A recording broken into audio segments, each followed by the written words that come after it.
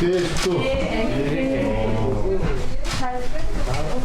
доме быта села Сугаксы Владислав Хавалык познакомился с предпринимателями Судхоля. Оксана Салчак занимается молочной продукцией. Изготавливает разные виды сыра, сметану, топленое масло. Для улучшения производственных показателей Оксане нужно дополнительное обучение по специализации технолога. Предприниматель хочет производить продукцию не дедовскими методами, а использованием современных технологий.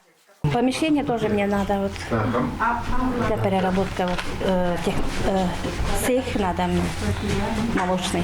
В настоящее время дома. В прошлом году я поддержку получила, закупала оборудование, тоже купила все, что самое необходимое.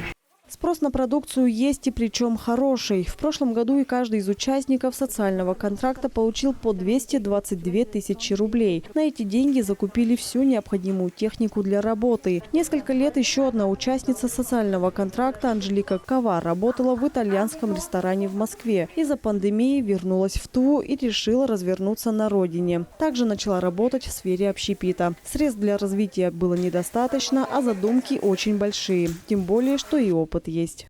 Решила участвовать по программе «Социальный контракт», получила 222 тысячи рублей, потратила все на оборудование, добавила в свой ассортимент еще пиццу, удон, картошку фри, сырный суп, грибной суп.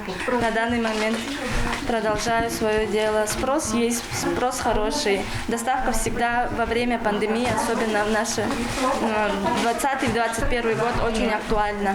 Каждый из участников социального контракта теперь может реализовать свои задумки. Открыты в Судхоле парикмахерские, швейные и мебельные цеха. Семья Мангуш начала делать мебель, и их товар пользуется спросом. Есть заказы на их продукцию из детсадов и школ. Мебель качественная, изготовленная по стандартам. Далее Владислав Хавалык посетил ферму, где участники получили господдержку на приобретение мини-цеха по переработке молока. На данный момент ферма могла бы выпускать больше продукции, но в связи с малой мощностью электролиний пока обходится тем, что есть. Владислав Хавалык поручил рассмотреть эту проблему местным властям.